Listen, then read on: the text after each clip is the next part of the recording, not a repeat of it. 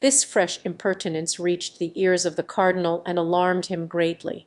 The donjon of Vincennes was considered very unhealthy, and Madame de Ramballe had said that the room in which the Marshal Ornano and the Grand Prior de Vendôme had died was worth its weight in arsenica bon mit, which had great success.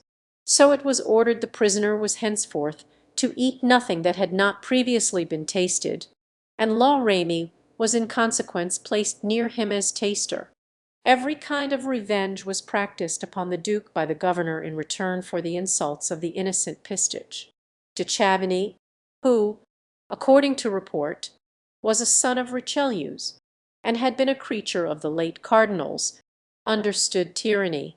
He took from the duke all the steel knives and silver forks and replaced them with silver knives and wooden forks, pretending that as he had been informed that the duke was to pass all his life at Vincennes, he was afraid of his prisoner attempting suicide. A fortnight afterward the duke, going to the tennis court, found 2 rows of trees about the size of his little finger planted by the roadside. He asked what they were for, and was told that they were to shade him from the sun on some future day. One morning the gardener went to him and told him, as if to please him, that he was going to plant a bed of asparagus for his especial use. Now, since, as every one knows, asparagus takes 4 years in coming to perfection, this civility infuriated Monsieur de Beaufort. At last his patience was exhausted. He assembled his keepers, and notwithstanding his well-known difficulty of utterance, addressed them as follows: "Gentlemen, will you permit a grandson of Henry IV. to be overwhelmed with insults and ignominy? Odds fish, as my grandfather used to say. I once reigned in Paris. Do you know that? I had the king and monsieur the whole of one day in my care. The queen at that time liked me, and called me the most honest man in the kingdom. Gentlemen and citizens, set me free. I shall go to the Louvre and strangle Mazarin. You shall be my body guard. I will make you all captains. With good pensions, odds fish, on march forward."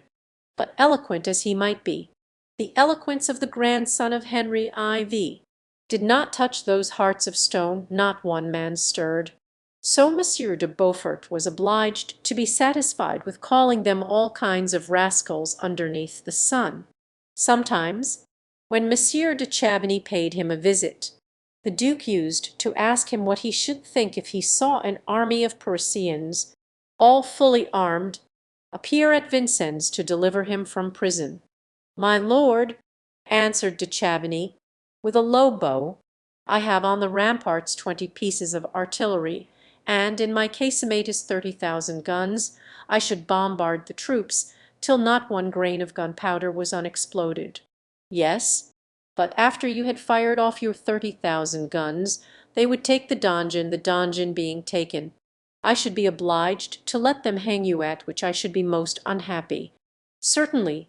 And in his turn the duke bowed low to Monsieur de Chavigny.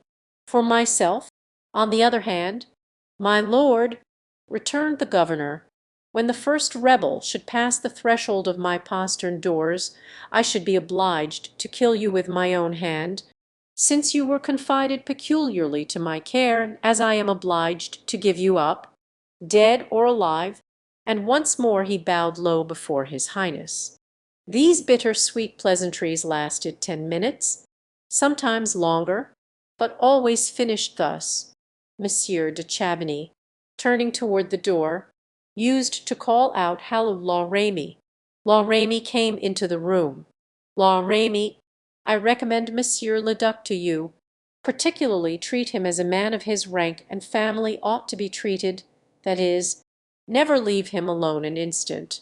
La Ramee became, therefore, the duke's dinner guest by compulsion and eternal keeper, the shadow of his person. But La Ramee, gay, frank, convivial, fond of play, a great hand at tennis, had one defect in the duke's eyes, his incorruptibility.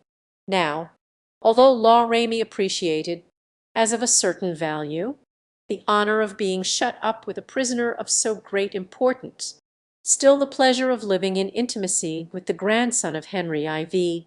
hardly compensated for the loss of that which he had experienced in going from time to time to visit his family. One may be a jailer or a keeper, and at the same time a good father and husband.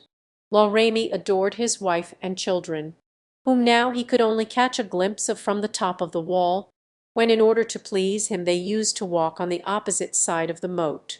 'Twas too brief an enjoyment, and La Ramee felt that the gaiety of heart he had regarded as the cause of health, of which it was perhaps rather the result, would not long survive such a mode of life.